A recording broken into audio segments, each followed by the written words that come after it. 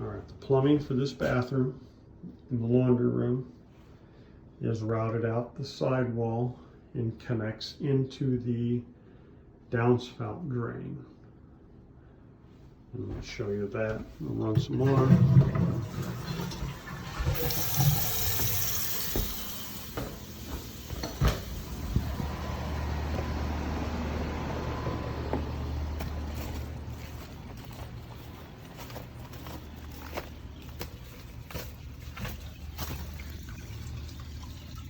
So you can hear the water coming into the downspout drain.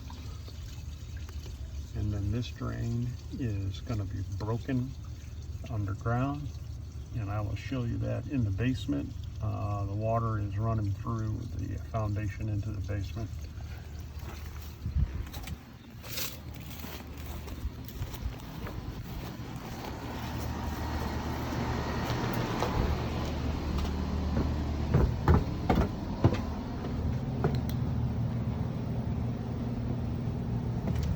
And that's where it's coming through there. I've already done this once before, and once I shut the water off, then this water stops flowing.